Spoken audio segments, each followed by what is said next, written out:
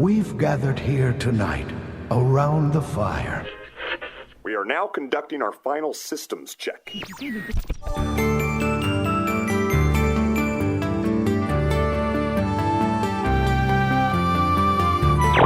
Our library is well stocked with priceless first editions.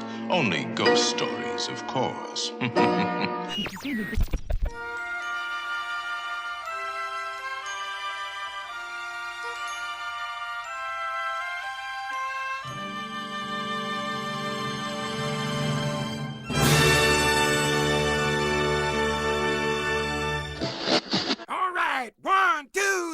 WDW Radio, your information station. Hello, everybody, and welcome to the WDW Radio Show, your Walt Disney World information station. I am your host, Lou Mongello, and this is show number 269 for the week of April 8th, 2012. This week, we're going to look at some of those moments in Walt Disney World that leave you breathless, speechless, smiling, laughing, or maybe even a little teary-eyed. From the incredible to the amazing to the spectacular, emotional, and memorable, we're going to explore our top 10 wow moments in Walt Disney World.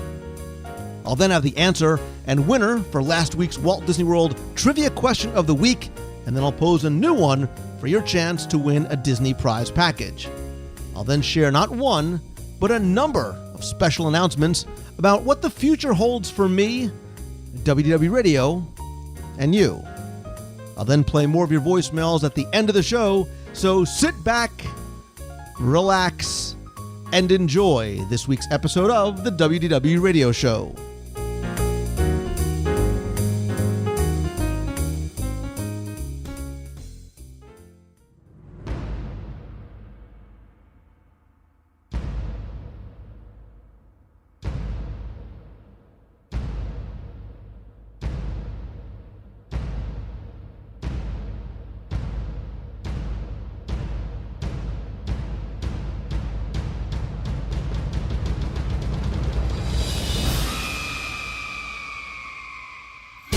Do you remember your first visit to Walt Disney World?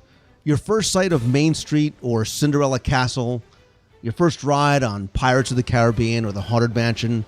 Or your first popcorn as you watched the nighttime parade go by? What about your last visit?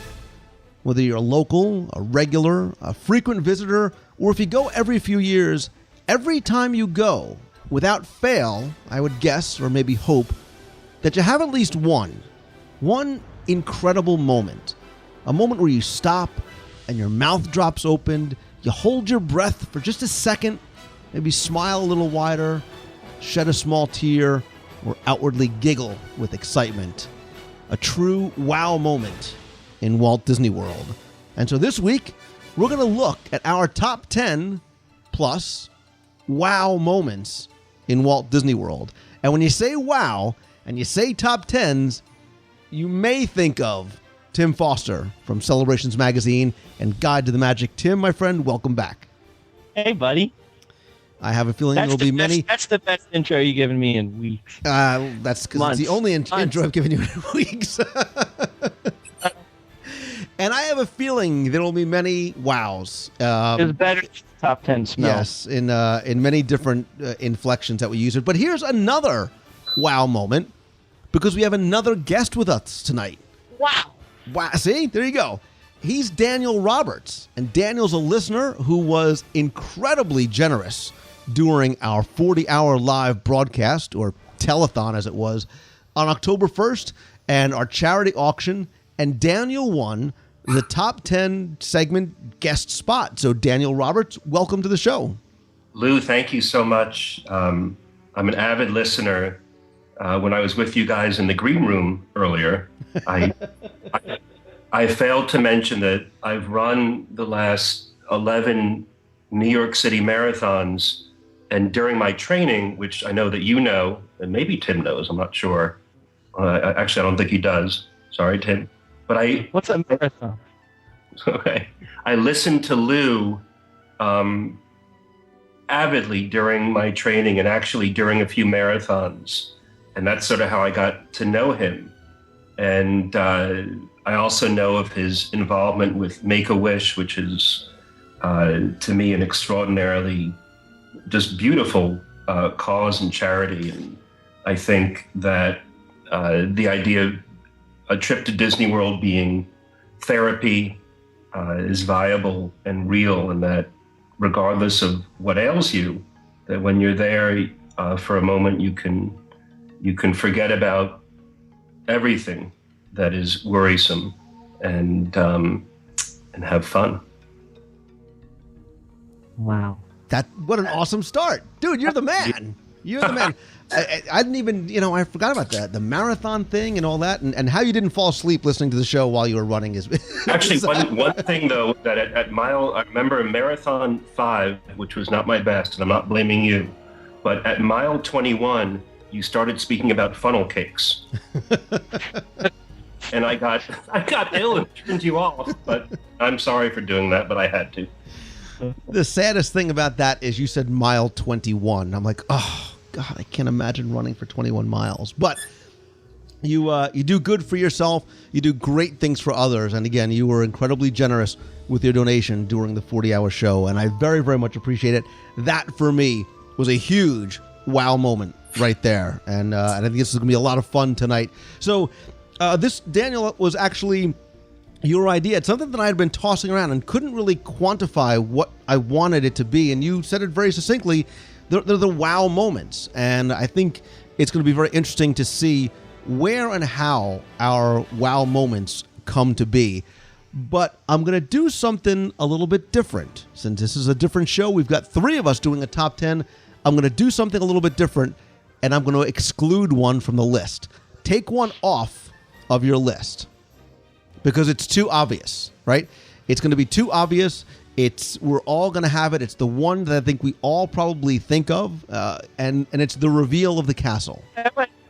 Oh, that. I'm going to take away the softball because, look, we all get it, right? We all get it. We know it. We understand why Main Street USA was designed, why the entrance to the Magic Kingdom was designed the way it was, so that when you do get that moment, when you turn the corner around the Emporium or the confectionery, the old GF Camera Center, you get that reveal of the castle, and that is a wow moment. Whether it's your first time here, I've seen grown men, as I raise my hand, and adults weep as they see the castle, and it is very emotional, is very iconic. It is, I think, the quintessential wow moment in Walt Disney World. So I'm taking it off the board.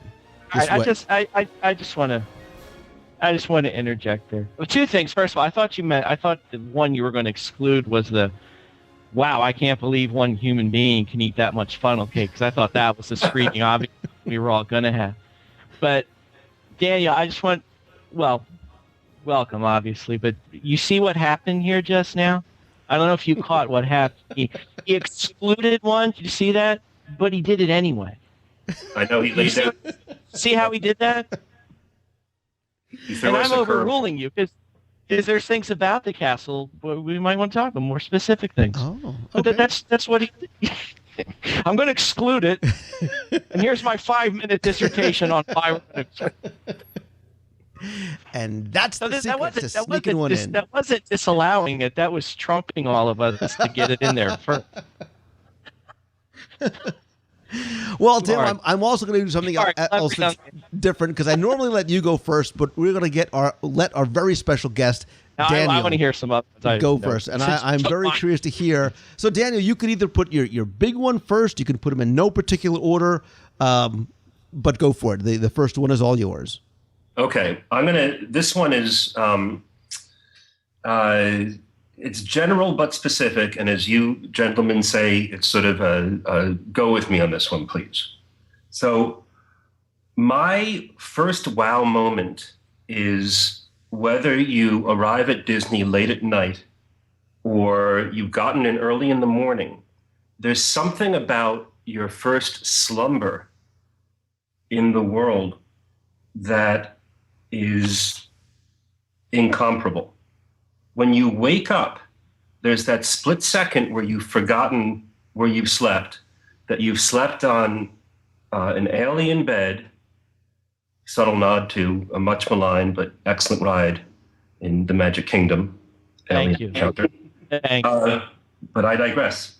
When you wake up, and I remember as a kid, the first time I woke up in Disney World, of being so excited and so into getting ready for that day, that out there are pirates and ghosts and dinosaurs and presidents, and your waffles will have ears, that you're really in a, rules do not apply, the magic is out there, and when you wake up as an adult as well, you experience the same thing. And I think that that for me is an incredible wow moment, that you're in a new place and you realize that this place is going to hold untold adventures. You don't know what's going to happen, how many times you've been there, and you're like, wow, I just woke up in Disney World. Okay, so I'll ask you the quick question, and your favorite place to stay in Walt Disney World then? Your favorite place to lay your head down and wake up in the morning in? I would say that my favorite is probably Wilderness Lodge. Nice. I love it. The trees, and I remember waking up one morning very early while my now wife, Nina, was still sleeping and didn't understand my Pop-Tart munching excitement, that I opened the doors to the porch, and they were playing actually the songs from The West Wing, an ABC Disney connection, and I saw the majestic pine trees, and that was pretty much wow for me. Tim, I know you probably agree with Daniel because you are a huge fan of Wilderness Lodge as well. But go ahead, give us your... And sleeping. And, well, yeah. I was curious how many mornings you have that instant where you don't know where you were. I was wondering how many of your instances were like an hour or two of from funnel cake hang. Oh, wow, the 60s were not good. This is directed at Lou. 60s weren't kind to. I'm not a big sleeper in Walt Disney World. Like, I go to bed late and I wake up super early. Rope drop is, well, never mind. We'll get to rope drop. Anyway, all right, go ahead. You need a nap. You go to Stitch's Great Escape. I know how it works. Oh, no. You don't nap in Disney World. That was the alien nod we were talking about, right? Stitch, right? No, Alien is so much better than Stitch. Come on. Go ahead. Move on, Foster. All right. Since you did your number one without doing it, I'm going to go right to my wheelhouse here.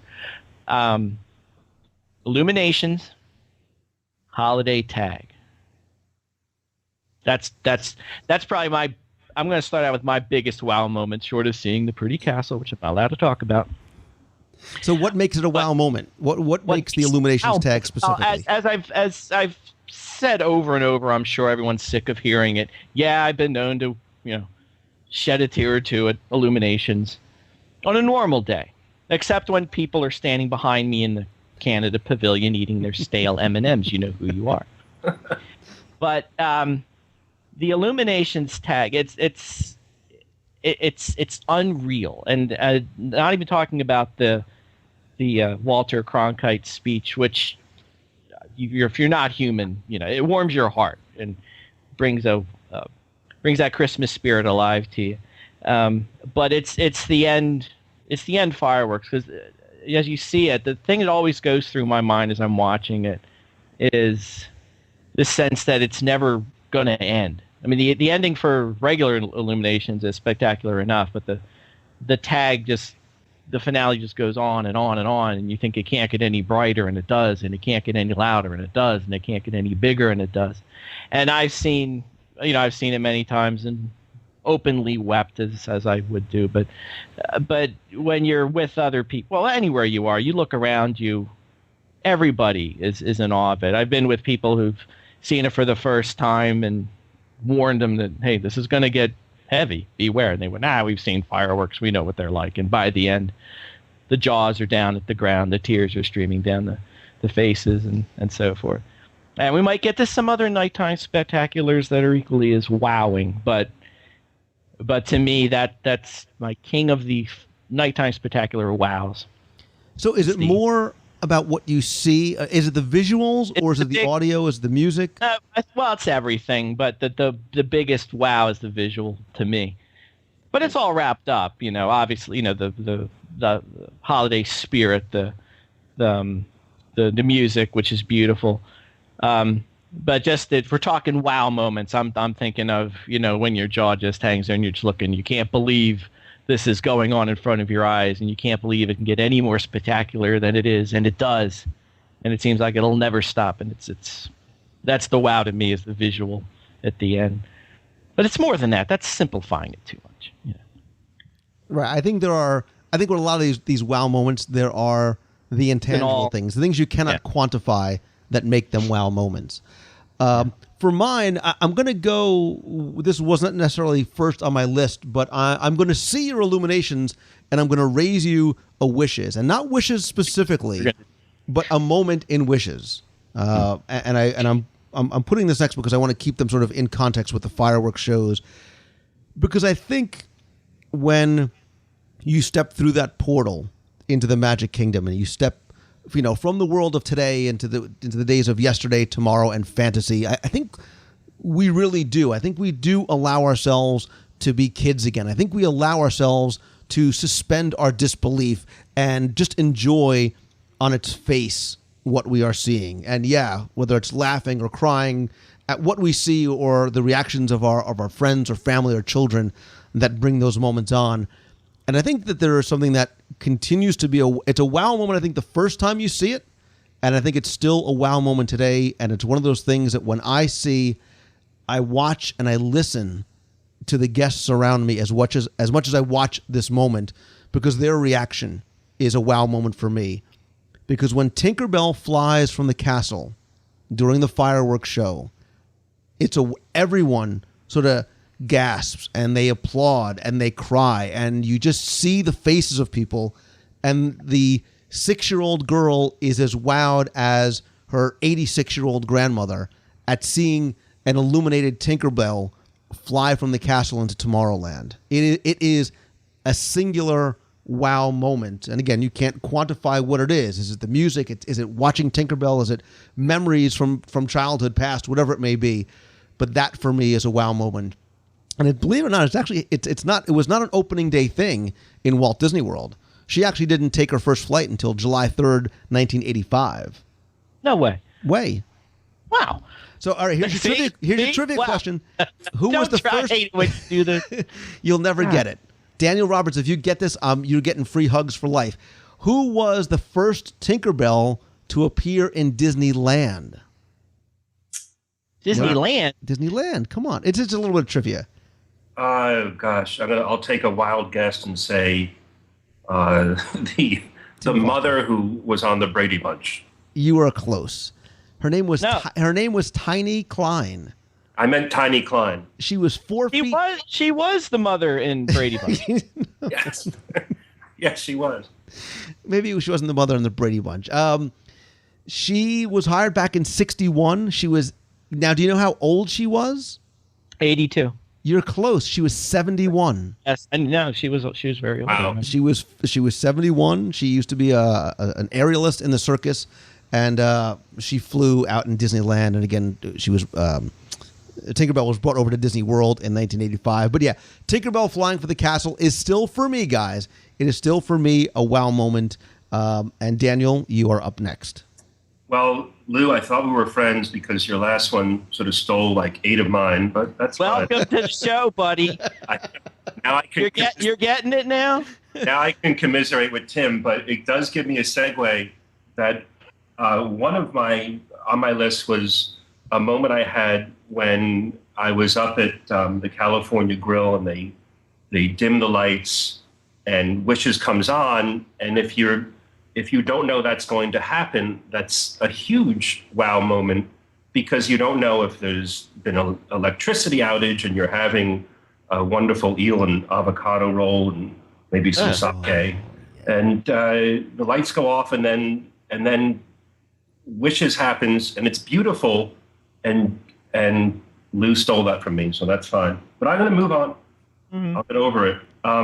My next one is has to do with the stark contrast, which happens often at Disney World, between the light of the Florida sun and some of the darknesses of the darkness of the attractions.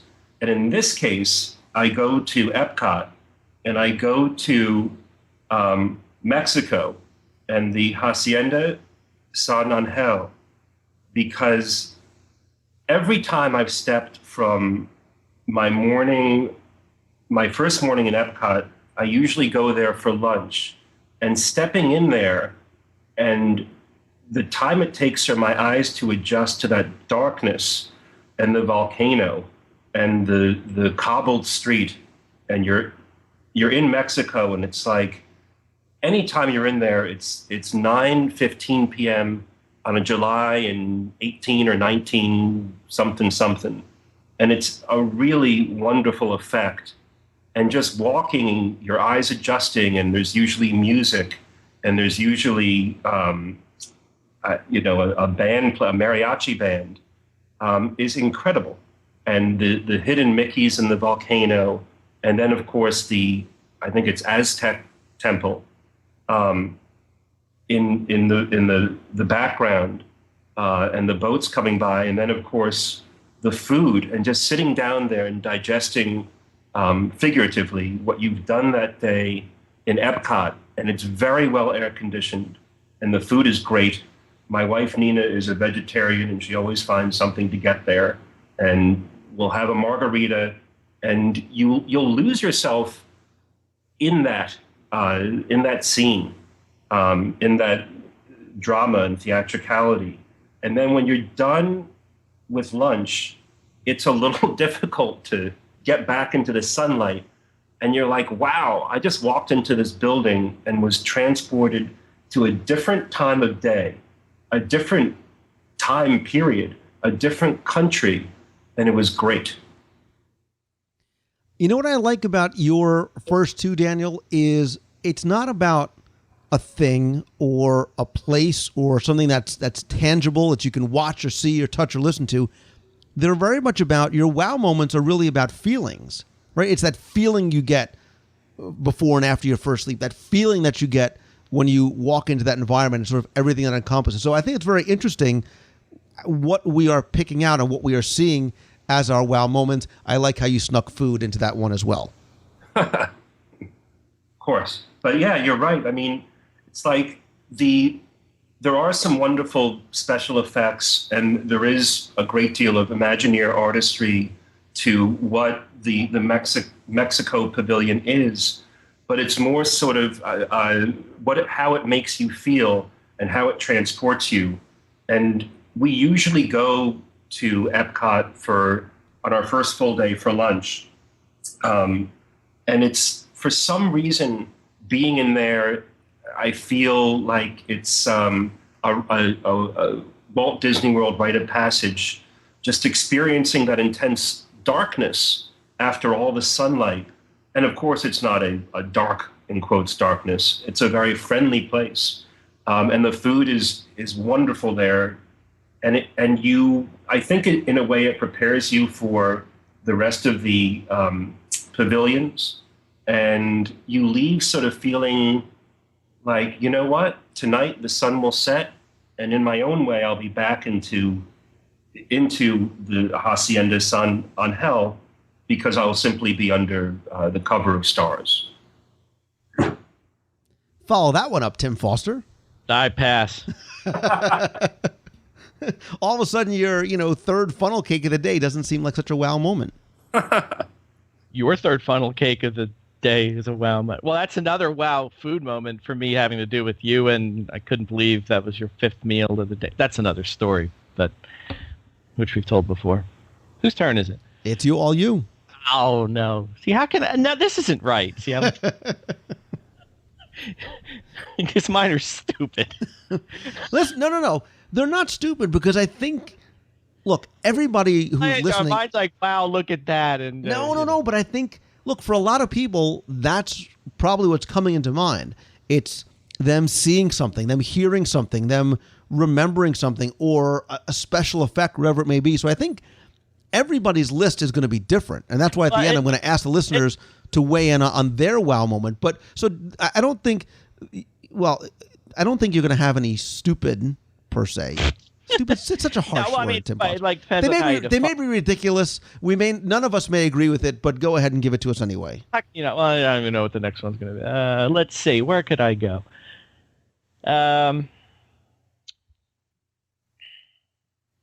Well, I'm going to go back in time on this one because it's not the same as it was before. But, when you've said wow moments, I mean, to me that evoked, a sensory thing, like seeing something, hearing something, something that really hits you the first time you see it and is an instant memory you reach to,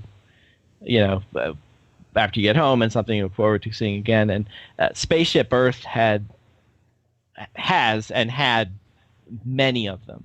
And two of them specifically that I think about are the ultimate reveal at the top of the geodesic sphere when you turn the corner and see the grand planetarium with Earth floating in the distance. And the second was the reveal of the futuristic city in the fiber optic lights as you came down. And that one was it was the visual, but to me it was more about the music, as I've mentioned, I'm sure ad nauseum on the show. But I bring them up. They're nostalgic, obviously. The fiber optic city, obviously. And I think you'll agree the reveal at the top isn't quite the same now as it was before, because of the change in the narration. The timing's a little different. To me, the moment when you saw it with the Jeremy Irons narration was an exquisite example of Disney timing and what we've talked about before of you being of that type of ride vehicle and that conveyance being made so the Imagineers could control what you're seeing and reveal new scenes as they would play out in a movie, for instance. So I think that was a really good example of something like that. And again, everyone I know who would see it, whether I'd be with them or talk to them about it, had the same reaction as you turned the corner and saw it, whether it was because the view was just beautiful, what you were seeing, or whether it was because it summarized everything that came before in the attraction and really brought it home, or just the sheer drama of the scene, as it were. But again, I bring it up because it's a sorely missed one. It's one I'll hang on to. Maybe someday we get it back. I still get to the top and go, wow, sort of wow. I still like it, but my heart's with Jeremy. So my biggest wow moment is the fact that I agree with everything you just said. Oh wow! And was wow! Because it happens so infrequently. But you perfectly articulated exactly what I had thought. And this I had as sort of an addendum, a codicil, as it were, to my list. Sort of the used to be that apex. And I think the fault is, like Apex. You said. I like that. You like Apex, right? Fault is not of Dame Judi Dench. It's the way the script is written, because it was a much more dramatic, a much more pronounced reveal with Walter Cronkite and Jeremy Irons. So I miss that specific section of the earlier versions, like you. So I think that was a gasp, wow kind of moment for me as well. Well, there you go. So for my next one, I'm not really sure where I want to go, because I do have, believe it or not, more than 10 on my list. And there's part of me that, I know, it's a shocker of all shockers.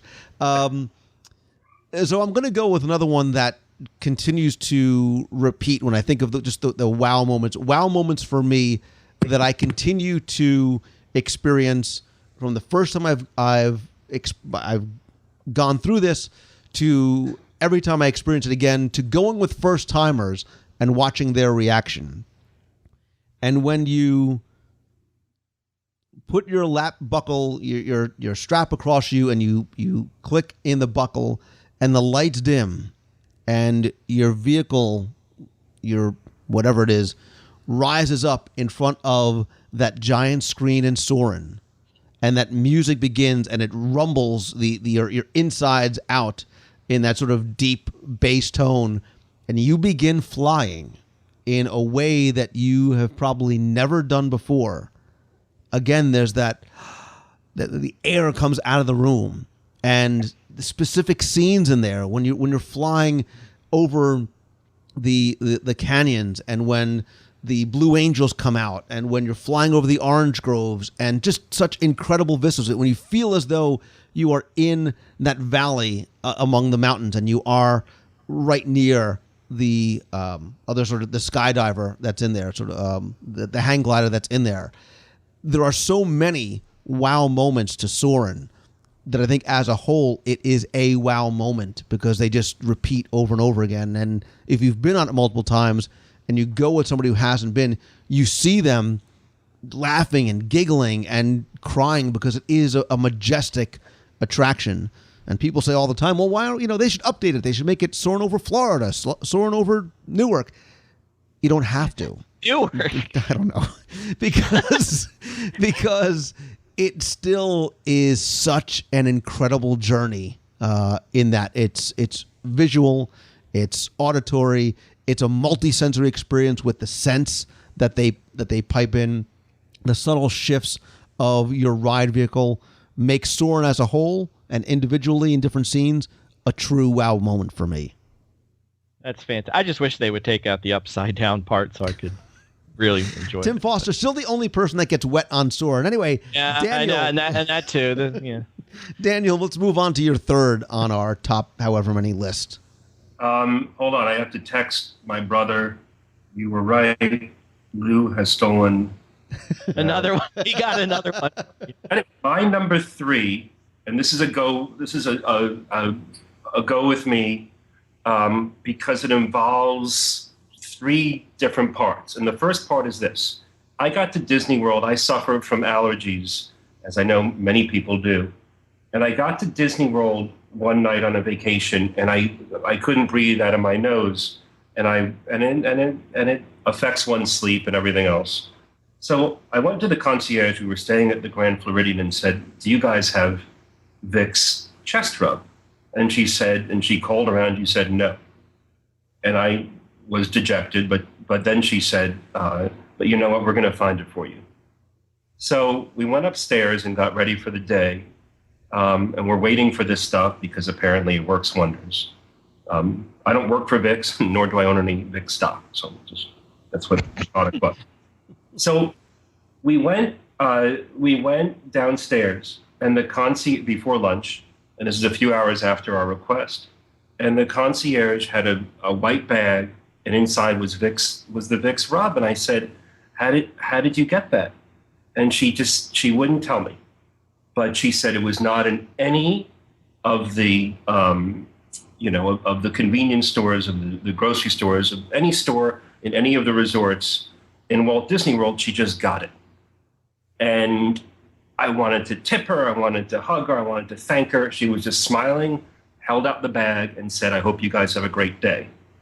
So I applied it to myself. We went to lunch at Kona Cafe at the Polynesian. And I was still complaining about not being able to breathe. And the waitress at Kona said, "I have allergies too.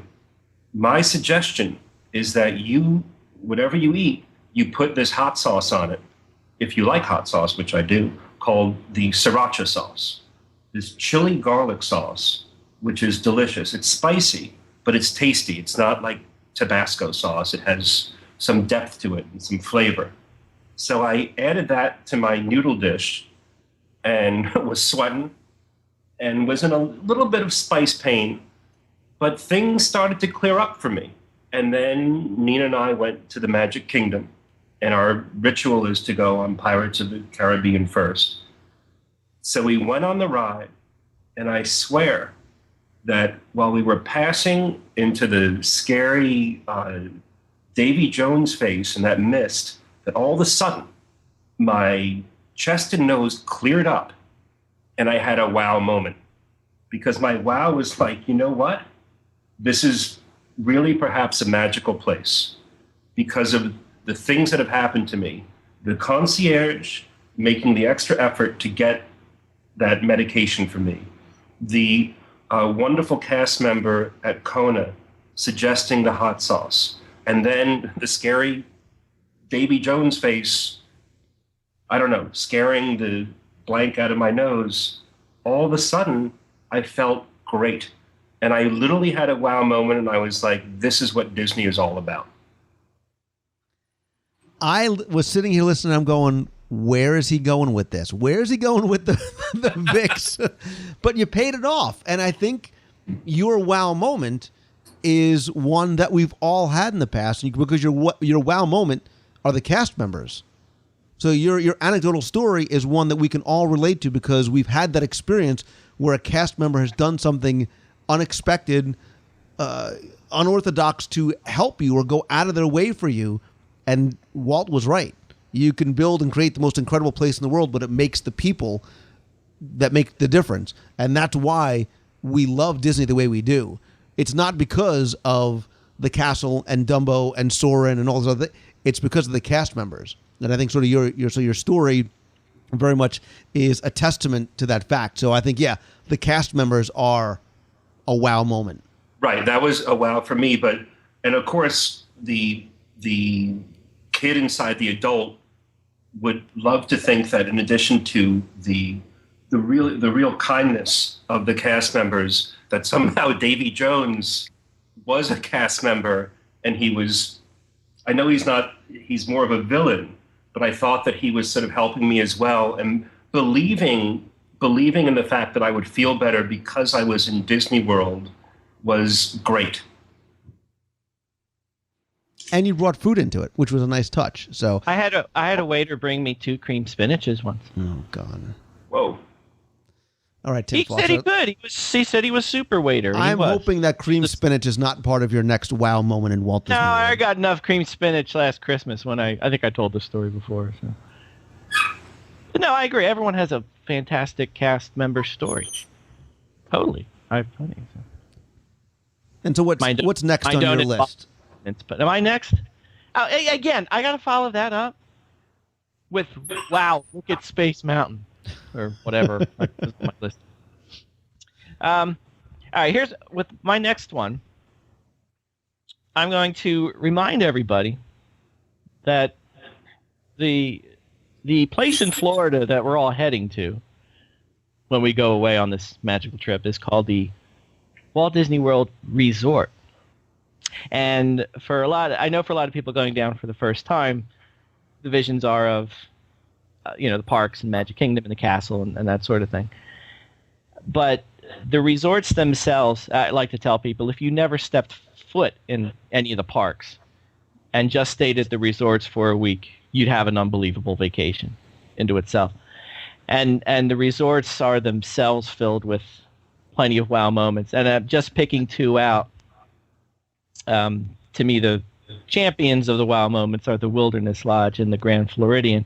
And it's the moment, of course, when you first walk into the lobby, especially, well, it doesn't have to be your first time. Anytime you go in, and especially for me, the Wilderness Lodge is the one. It's when you go in and you see the 7 stories of timber framing in the case of the Wilderness Lodge, or the Victorian chandeliers in the case of the Grand Floridian, and you're just overwhelmed by the detail, the authenticity of what you're seeing. I can't believe they put all this effort into this place where I'm just sleeping. This isn't even the park. I'm not even at the park yet, and look at this place. This is absolutely amazing. And even to plus that up is when you get to the holiday season and you walk into, again, both of those lobbies, and you see Christmas trees unlike anything you've ever seen before, certainly unlike anything you have at home. And, I still get the wow moment when I walk into the lobbies, but it's especially joyful when I'm bringing other people in that have never been there. For instance, like my parents who've been there a million times to the to the parks, but don't really stay at the resorts too much. I brought them into the Wilderness Lodge for the first time. They'd never seen it. And I'd never seen a more amazed look on their face, short of when they saw the castle, but I'm not allowed to talk about that. So we're going to talk about the lodge. But they were, they were astounded by what they saw and the detail that went into it. And like I said, if you never set foot in the parks and just spent your times in resorts, that's plenty payoff enough for a fantastic magical getaway. And every resort has their own, but to me, those are the two biggies. And hypocrite that you are, you snuck two into one, which is fine. Exactly. Because, we make the rules up as we're going along. You guys have here. been doing this all along. You got Davy Jones and Ointment in the same one, which isn't fair. That's true. Daniel's, you can tell Daniel listens to the show. He knew exactly how to sneak him in. Tricks. Lou got the I'm going first trick out of the way. So no, that's it's good stuff, and I agree with you. I agree sometimes that it doesn't have to be inside of a park. It doesn't have to even be inside of an attraction. And as you were talking and I was nodding off, I was thinking about other ones on my list. Because some of the other ones are specific moments, like the Tinkerbell. It's a specific moment where you see something, you hear something, you feel something. But some of the other ones, and I think that's what I want to hit next on my list, because I want to sort of make it a very well-rounded of a list as I can, is about that sense of a feeling.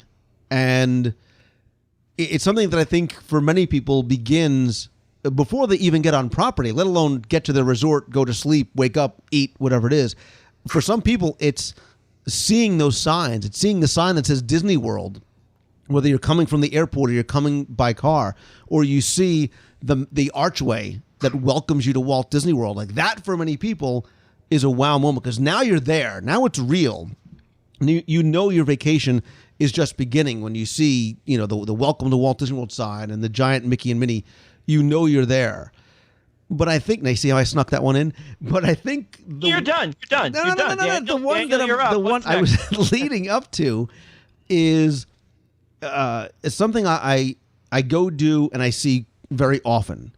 And it is something that I think if you've never done before, you need to do. I think you need to do it more than once. And when you go, don't just necessarily watch what is being shown to you. I like watching the guests, because for me, one of my favorite continual wow moments is the opening ceremony of the Magic Kingdom. The pre-rope drop show, when the mayor or Scoop Sanderson comes out and he welcomes you all to the Magic Kingdom, standing up there on the Main Street train station. And you hear, when you hear that train whistle off in the distance, and the music and the Casey Jr. song and the citizens of Main Street coming out, and then the characters step off of the train and they welcome you, and there's the family of the day, and they're singing, and there's music, and there's fireworks. Watch the faces of the guests. Watch the faces of the little kids who are standing there agape, and the parents who are enjoying either the moment or watching their kids sitting there agape, and even getting somewhat emotional at that sight, because it is such an exciting wow moment. And it still is, it's one of the things, because now for me, the experience is not about riding attractions. It's about being in Walt Disney World.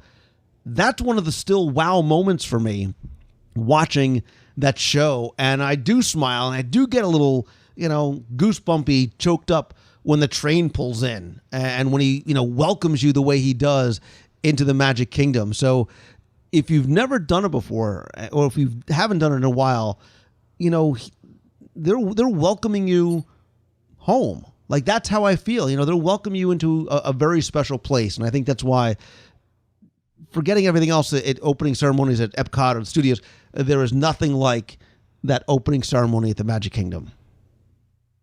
Wow. It's awesome. Good night, everybody. I'm done. So, Daniel, I'm sure I stole yet another one of yours, but we're now getting to the Beyond 10. So give me, we'll hit our honorable mentions, but give me your last one or your biggest one on sort of the main list. Okay. Oh, gosh. Now it's... The pressure's on. the pressure is up, and I will. Steal one of Lou's. Did Lou mention the castle? I forget. No, go. Yes, I agree with that one. Moving on, I will go to a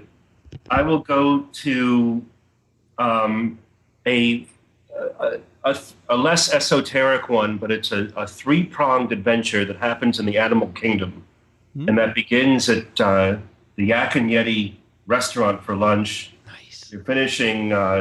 There's food. Lou's excited. You're finishing your Kobe beef burger. Oh, yeah. You've had maybe you've had a wonderful Japanese beer, Kirin beer, and you know that there's a beautiful but somehow ominous white mountain down the road that seems like it's miles away, and you leave the safety of the Yak and Yeti stupidly, and you head to Expedition Everest. I'm nodding furiously. I love this guy. You're digesting your exotic food, and the beer is still sort of within you, but you're sort of stepping a little nervously because even in the Yak and Yeti, you've heard about this thing called the Yeti. And you're walking along, and you get to the queue.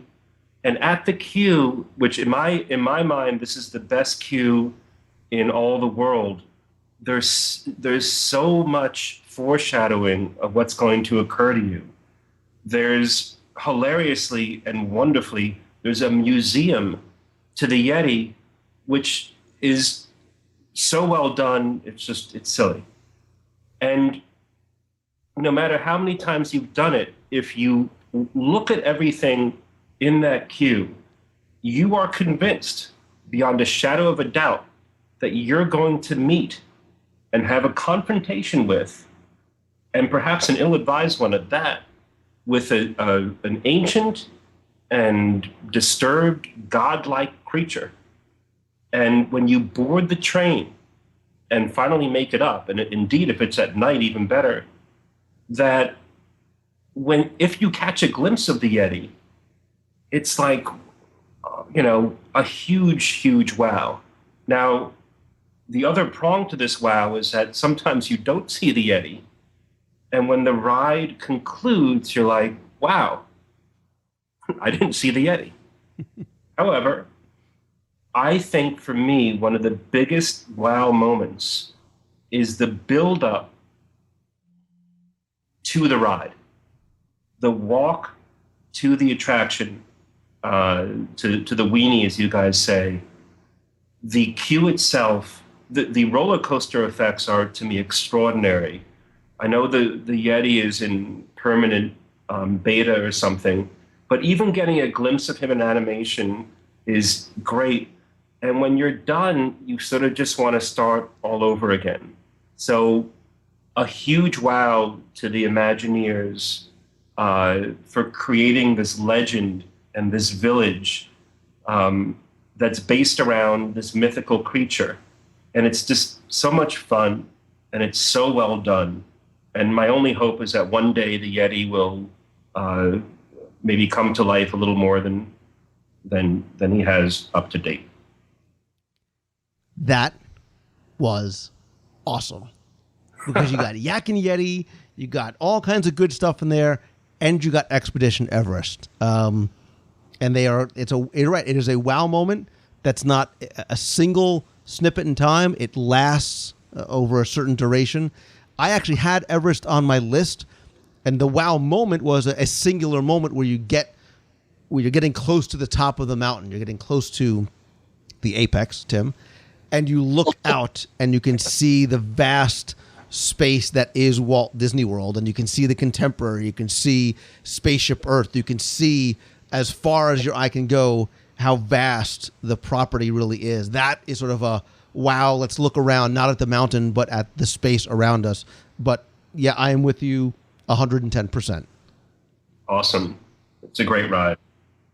What's this white mountain you guys keep talking about? Wait a second. Honestly, has Tim, you've never done it? Yes, I have done it. Oh. course, I've done it. And by done it, he means he's ridden, I saw with it his on the map. face nuzzled into my sleeve with his eyes closed the entire time. You said that was private. Unbelievable. No, I've done it. You know what? Well, I have a. I was going to do the. This is not my wow moment, but go early in the morning before the lines pick up, get my fast pass for Everest, get in the standby line, hang on to my fast pass, ride Everest, get back, fast pass time is there, get right back on for a second ride. I still have a fast pass for Expedition Everest unused in my wallet. It's awesome. But I loved it. Sort of. Now, I've done it before. I was going to do the wow moment of the double shot of Tower of Terror and Rock and Roller Coaster, but I talked about that so many times, I'm going to leave it for another day. But...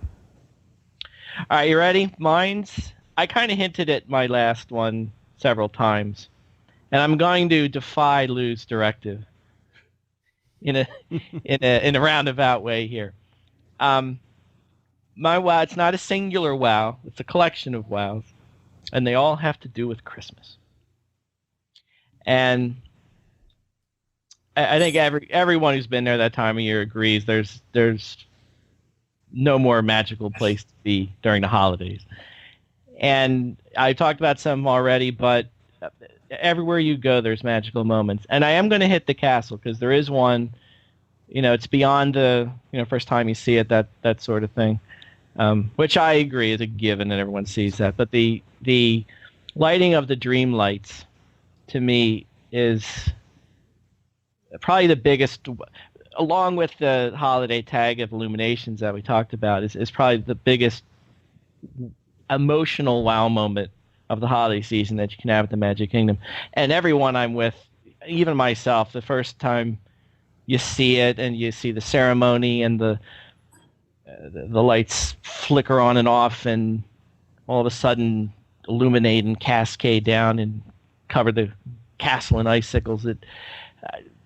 Words can't describe the emotions that you feel. I mean, tears flow. You hear wows. You hear gasps. You hear, oh my goodness, all kinds of emotions just pour out from everybody around you. And like you said, Lou, it's not just about seeing the castle in itself. It's hearing the reaction of everybody around you and knowing, like, for that split second when that happened, you're seeing something that's not only incredibly beautiful, but it's bringing that holiday spirit together for everybody in one spot right there, and you're all experiencing it together. And to me, it's a big wow, a huge wow, biggest wow I can imagine. I can see it every day and not tire of it, and not be less impacted by it. And Chris, it doesn't stop there. There's wow moments at the very Merry Christmas parties, whether it's hearing a song that you hadn't heard since you were a very young child from your earliest Christmas memories, to seeing the snow falling for the first time, to seeing the Osborne lights fire up for the first time. There's no end to wow moments at during the holiday season. And I appreciate most of all that they call it Christmas. I just wanted to get that out there. So. Well, I think you make a good point too, which is no matter how many times you see it, it is still a wow moment. And I think that's one of the things that we're all sort of, it very much parallels and can be found throughout all of our lists.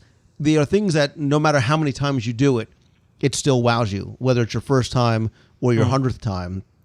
And when I was trying to think about what my last one was going to be, and I was looking at the list I had started making before, a lot of these things were individual moments or specific parts of attractions or shows or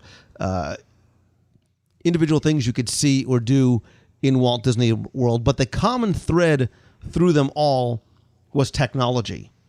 And so I think on a whole, rather than giving you 17 different attractions and sort of adding them onto an honorable mentions list, there are so many technological wows that we see, whether it's Turtle Talk with Crush.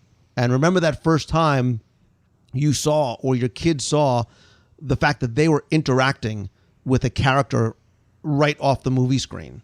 and he was talking to him as, hey, little kid in the Nemo shirt, or, Tim Foster, please step back from the screen, whatever it was. That was a wow moment. They told me I could sit down. The first time you saw, or have yet to see, the new Star Tours in 3D. That first time you see that final scene in Naboo, when the front of that star fighter comes crashing through your windshield, everybody, no matter how many times you know it's coming, you all sort of jerk back because it looks that realistic.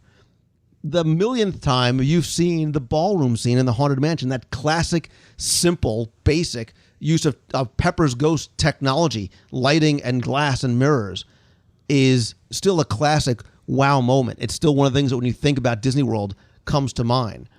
In Tower of Terror, as you move up into the elevator, up into the shaft, into the hotel, again, that more modern Pepper's Ghost effect, but when the tower struck by lightning and those 5 people in the hallway disappear, it's a wow moment.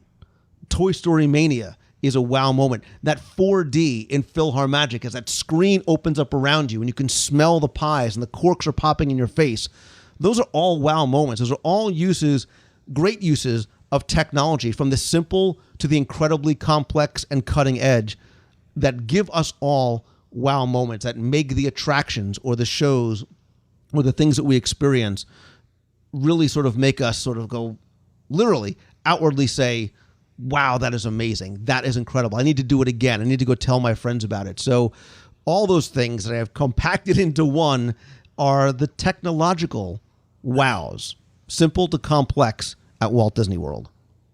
Now, for all you kids playing at home, I hope you paid attention, because that's how you sneak 6 things into one entry there. And I'm actually disappointed you stopped at 6, because you could have gone. What you should be more surprised and disappointed at is that everything on my list, all the things that I mentioned, not a single mention of food. I know. Think back, rewind. I did want to have the buffet of your choice. When you see the buffet, it's a wow moment. But I maybe not even specifically left food off the list. You said cream spinach. In terms of you. Oh, well. Yeah. Do we have time for not stories, but sentences or phrases of honorable mentions? You got a minute and a half. Go. Okay. Oh, we should go around the horn. Like, do quick. Okay. Wow moment for me was the first time I saw the turkey legs. What?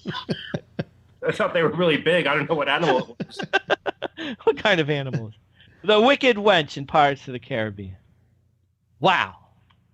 Little Leota. Whoa. The Panthers, underrated. The Panther scene in the Jungle Cruise towards the end, when their eyes are glowing green. Oh. Ooh. Wait, I had one. I'm gonna follow up on your. I'm gonna trump your. I'm not gonna trump your Tinkerbell. I'm gonna give another Tinkerbell. Mickey's PhilharMagic, because I say wow every time Tinkerbell comes on, and hear how many people in the audience go Tinkerbell, because nobody knows who that is up on the screen. That's a wow moment. The Tumble Monkeys. I don't know what that is. What? What are you talking about? Please tell me that the two of you have seen Festival of the Lion King at Disney's Animal Kingdom. Never been there. That Tumble Monkeys. You've never seen it, Tim Foster? Oh, yeah, sure. And there's another wow moment for you. My last wow moment is the first dark ride you go on, whether it's your first ever or the first of your stay, when you close your eyes and you're in the Disney darkness, and you know you're in the hands of Imagineers who are very smart, and you're part of the story. You know that everything's going to be okay. I can't follow that. That's it. And the turkey legs too. So. Monorail. Pumpkin funnel cake. Monorail. Fudge. The American Adventure. Yeah. There you go. American Adventure. Tim Foster, if you don't cry, you have no soul. I cry at the Jungle Cruise.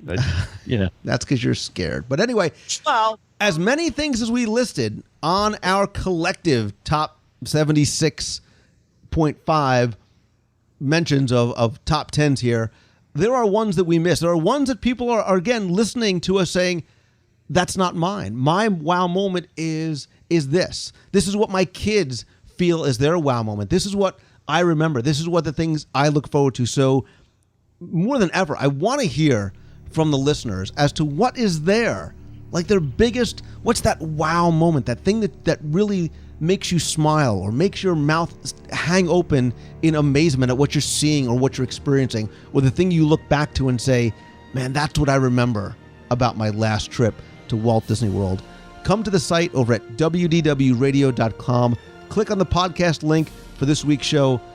Share your comments in the comments section there. We'll keep the conversation going there as well.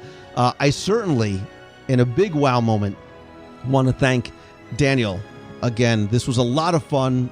You stepped up to the plate. You knocked it out of the park every time. And what you did to get here, as far as your donations for our Dream Team project to benefit Make-A-Wish Foundation, that truly is, and I am very serious when I say this, that is a wow moment, because what you have done is going to give some children and their families memories and moments that they would not have had otherwise, and that they will never forget. So on behalf of those families, on behalf of everybody that you are helping with that generosity, I am sincerely grateful.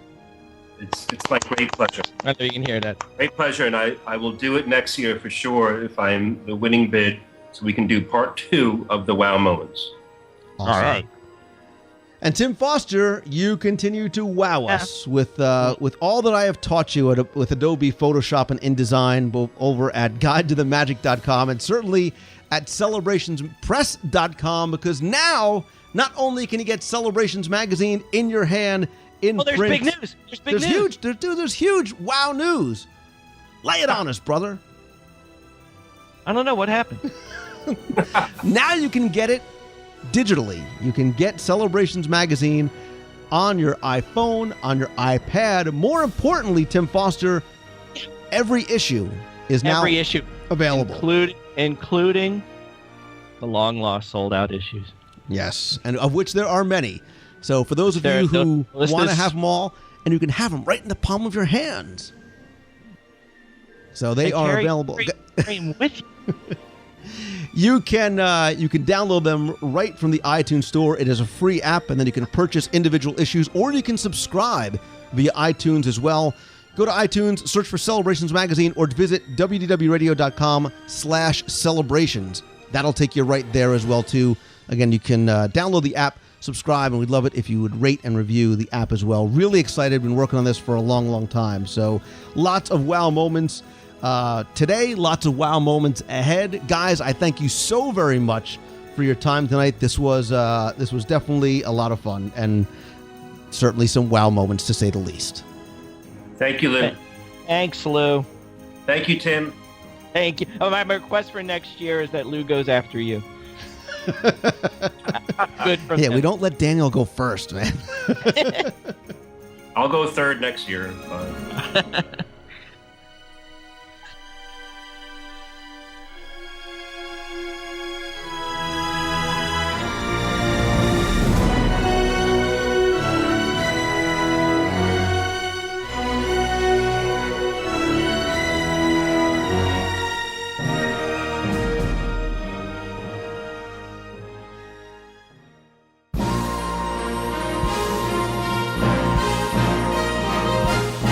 It's now time for our Walt Disney World Trivia Question of the Week, where I'll ask you a trivia question about Disney World, maybe play a sound clip or give you a line from an attraction or song, ask you to identify or answer it for a chance to win a Disney prize package.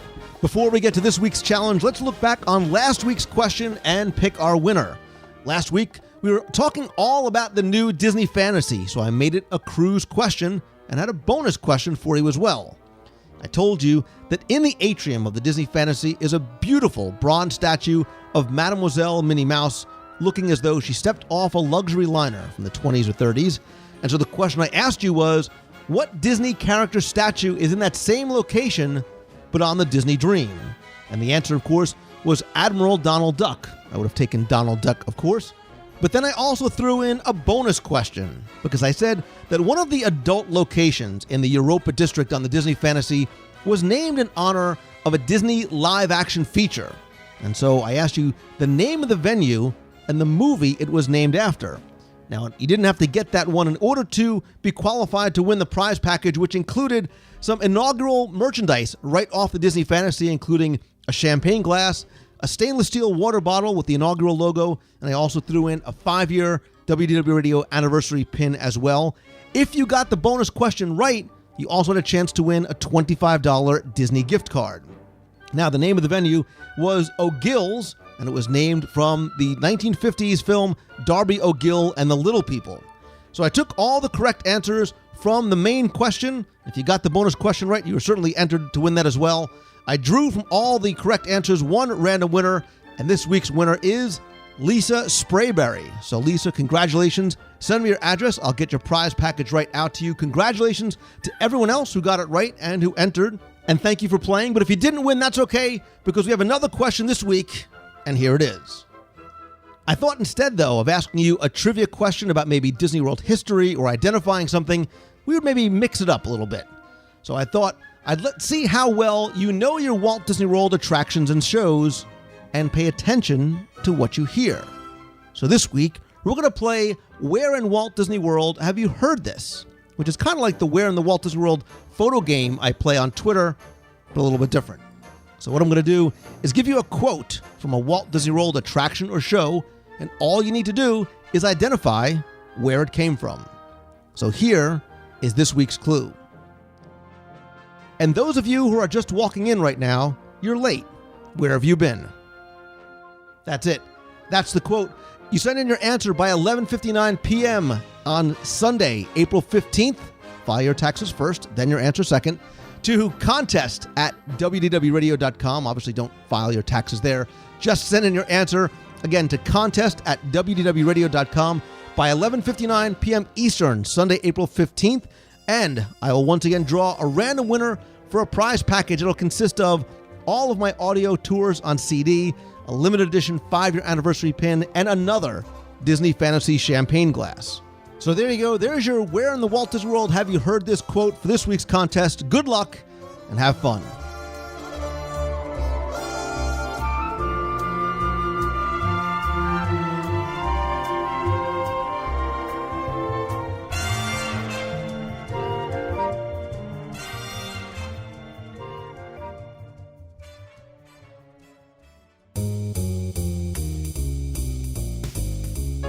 That's going to do it for this week's show. Thanks again for taking the time and tuning in this and every week.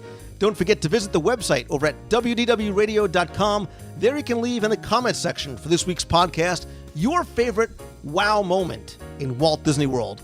While you're there, check out our events page, video page, daily blog post, family-friendly discussion forums, our WDW Radio shop where you can get the audio tours to Walt Disney World, and lots more. If you have a question you want answered on the air, you can email me at lou@wdwradio.com, or if you want to be heard on the air with a comment, a question, feedback, a call from the parks, whatever it may be, you can call the voicemail at 407-900-9391, 407-900-WDW1. Don't forget, in addition to the podcast, join us every Wednesday, 7:30 p.m. Eastern, for our live video broadcast and chat over at WDWRadioLive.com. There, we'll talk about this week's Walt Disney World news in a live interactive chat format, so you can ask and answer questions, be part of the broadcast and conversation. If you can't make it live, I'll post the video on our YouTube channel and put the audio in our iTunes feed as well. That is just one of the ways that you can be part of the show, and one of my other favorite ways are with our WDW Radio Meets of the Month in Walt Disney World. It gives us a chance to meet one another and for you guys to meet each other as well. Our next meet is going to be Sunday, April 22nd. It's Earth Day. It's also Disney's Animal Kingdom's anniversary, and so that's where we're going to hold our meet. It's from 11 a.m. to 1 p.m. It's going to be over at the Dawa Bar in Disney's Animal Kingdom, just outside the Tusker House. It's outdoors, but there's seating area. It's covered. There's food and drinks close by. Anyone and everyone is welcome, so come alone, bring the family, no need to RSVP, although if you visit the events page over at WDWRadio.com, I'll also put a link to our Facebook event page where you can get more information. You can RSVP there as well. Definitely stay tuned to Facebook.com/Lou Mongello or Twitter.com/Lou Mongello for updates. Also, I love tweeting out, playing games, doing lots more there as well. Speaking of upcoming events, there are many more Disney Endurance and Run Disney events coming up, including the Tower of Terror 10-miler, the Wine and Dine Half Marathon, and lots more. This is a great chance for you to be part of the WDW Radio running team, which started out just a few years ago with a couple of us running in our first, and for me only, Walt Disney World Half Marathon, is now a great way for you to be part of the team, help get some training, help others in their training. You can also do some good for the Make-A-Wish Foundation of America. All we ask is that you contribute or raise $100 for our Dream Team project, all of which goes to Make-A-Wish Foundation of America. You can be part of the team, whether you're going to do a 5K, half mile, full marathon, goofy, whatever it may be. You can find out more over at WDWRadio.com/running. We're about to place another order for shirts, so if you want to definitely be part of it, and if you have any questions, again, WDWRadio.com/running, and I'll put a link in this week's show notes. Now, I have been teasing both on this show and over the past couple of weeks that I did have not one, but a number of announcements as well, and I'm finally able to share pretty much all of those with you now. Obviously, you heard one of them already, which is Celebrations Magazine is now available in digital format. So you can not only get it on your iPod or your iPhone, eventually some other platforms as well, but you'll be able to carry all the issues with you, and every issue is available as well. So we are sold out of a lot of the print issues. You can now get that content delivered instantly to your iPhone or your iPad device. Again, to find out more, you can, and to download the free app and then either subscribe or purchase individual issues, you can visit WDWRadio.com/celebrations. That'll take you right to the iTunes store. One of the other announcements I wanted to make is actually about Celebrations Magazine, and actually a change coming to Celebrations Magazine beyond the digital version. And that change is that effective immediately, I have left Celebrations as an editor and a publisher and an owner of Celebrations Press.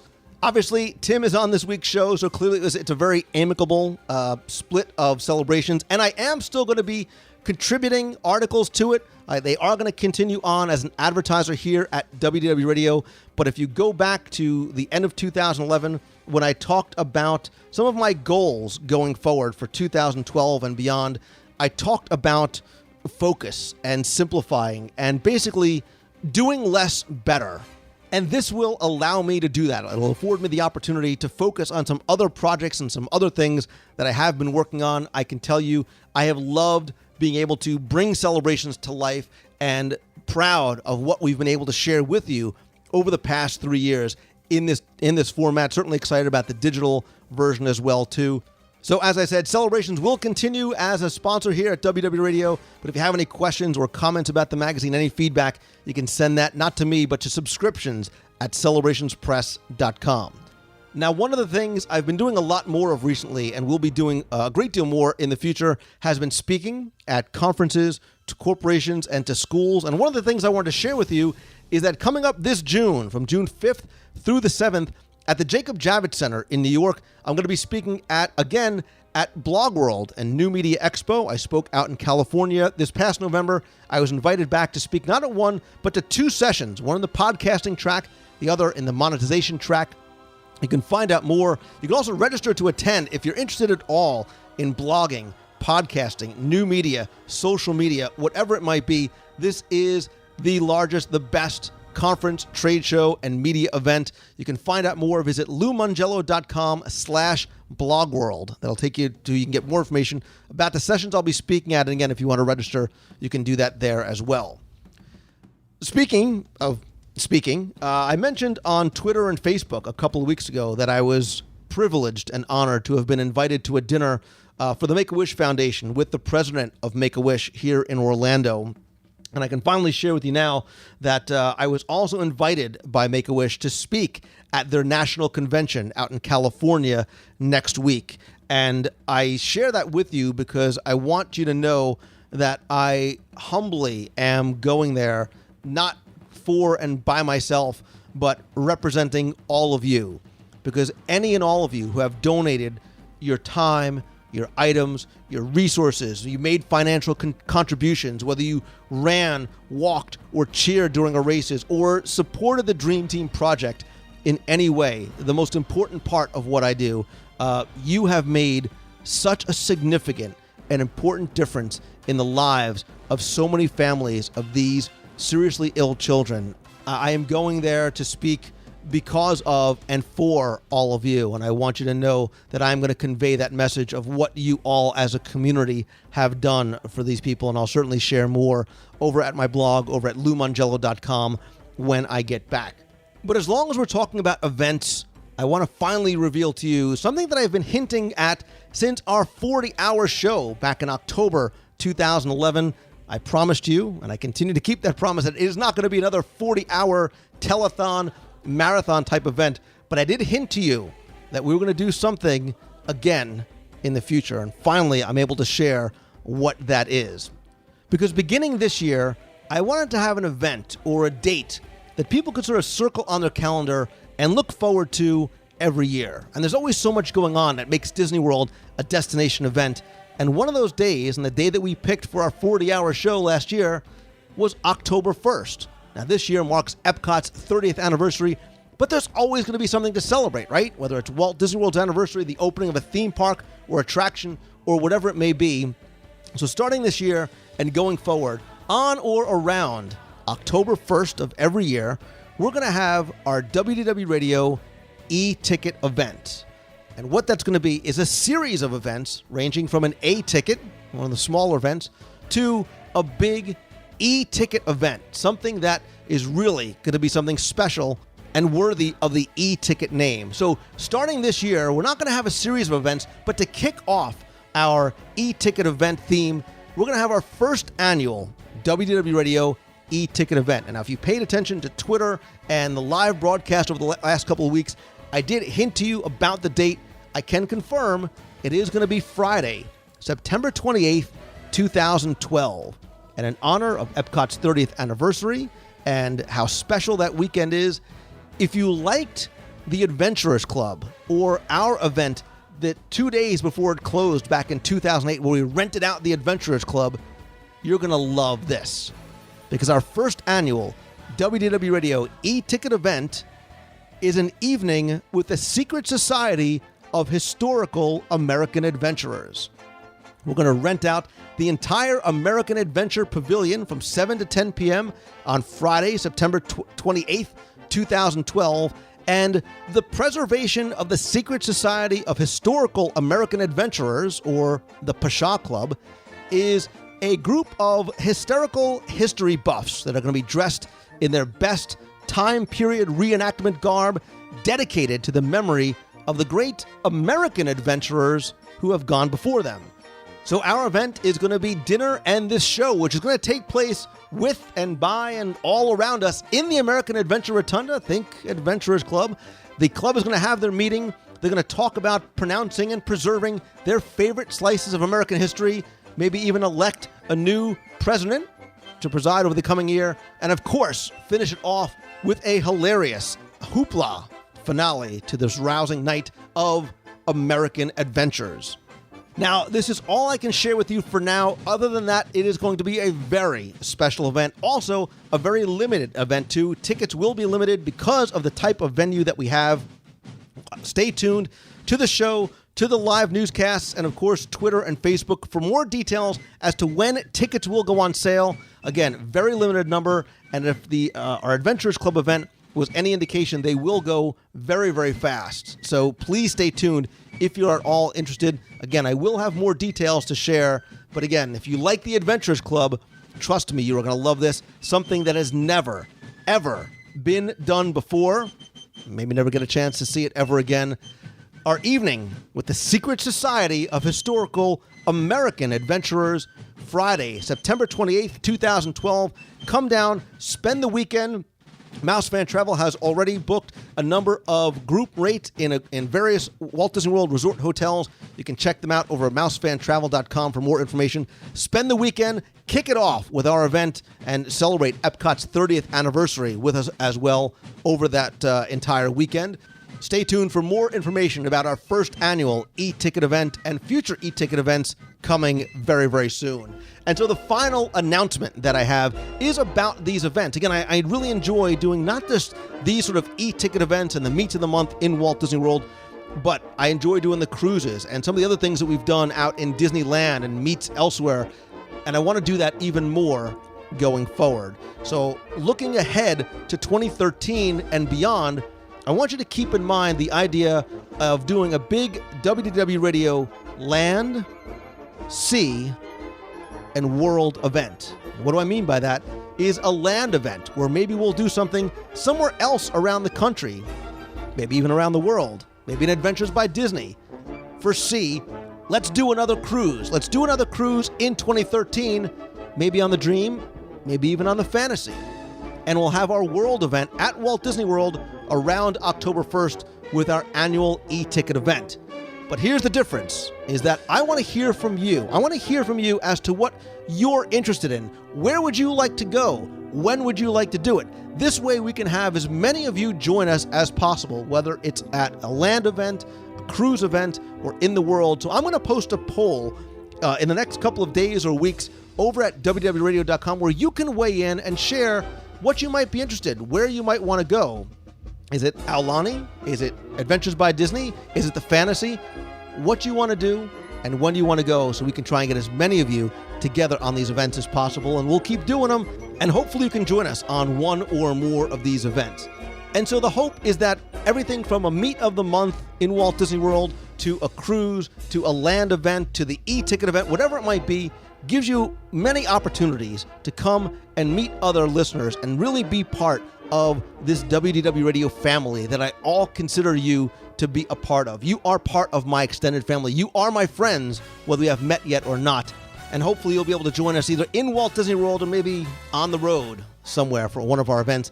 Please stay tuned for more details. That'll be coming very, very soon. Quick thanks, as always, to my partners and sponsors. Mouse Fan Travel over at mousefantravel.com can help get where you want to go, whether it's Disney World, Disneyland, Disney Cruise Line, or Adventures by Disney. They give you the same level of personal service, all at no additional cost to you. They are mousefantravel.com. When you're coming to Walt Disney World, maybe you're bringing the whole family. You want something a little bit more, a little bit bigger? Everybody wants their own bedroom, a private pool, spa, kitchen, game rooms. AllStarVacationHomes.com has up to 7 bedroom homes within just a couple of miles of Walt Disney World.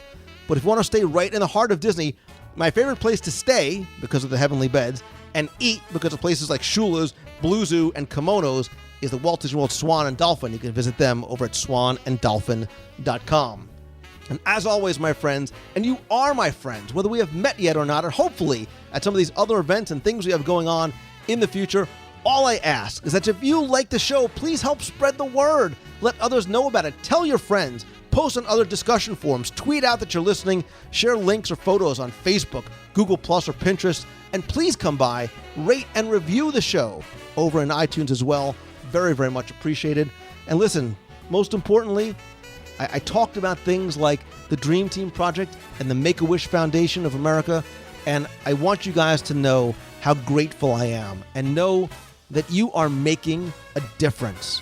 And everything that you do affects and impacts the lives of others. And remember that your legacy is going to be determined not by what you've done for yourself, but how you've helped change the lives of others in a positive way. And you may not know or ever meet the people that you help and impact, but if you stay focused and stay positive on what you're doing, not only are you going to be able to help yourself, but hopefully you're going to help others along the way as well. And thank you for helping me and giving me the gift of being able to share something I'm so passionate about with you in so many different ways, and the gift that you've given these kids and these families with what you've done for Make-A-Wish. I am eternally grateful to all of you. So until next time, I hope you have an amazing, awesome, positive week this week. Thanks again. See ya. Hi, Lou, it's Happy, one of the lucky people you let help the WDW radio running team. I just wanted to thank all the team members for the enthusiasm they routinely display for the Dream Team project and their support of one another. It inspires me to want to do even more to support their running and charitable efforts. We are having a blast as a team, and we want others in the audience to come join us. Tuesday, April 10th marks the day that entries will open up for the 2013 Disney World Marathon weekend events. And I want to encourage current team members to make sure they get their entry for the 2013 events they want to do. With 2013 marking the 20th anniversary of the Disney World Marathon, I expect all of the events to sell out quickly. For those of you who want more information on how to join the WDW Radio Running Team, just point your browser to wdwradio.com/running. You can also email me directly with any running questions you might have to wdwradiorun@gmail.com. Dream big, Dream Teamers. See ya. Hey Lou, it's Freiberg from the Box. Really enjoyed this week's WDW newscast on a bunch of new stuff, especially the Avenger Rail part. I can't wait to see that in my upcoming trip. That looks pretty good. Yeah. So keep up the good work with the show. Can't wait to hear one of your big announcements. See you in the box. Bye. Hey Lou, this is Marissa, or Mini Girl in 1995 on your forums and stuff. Just listen to the special events for kids in Walt Disney World, and I must say, I wanted to do all of those, and I'm 17. So that's how much fun they all sounded, and pretty much just calling to say, hey, love the show. Been listening to it this past week and stuff, because I've fallen a little bit behind.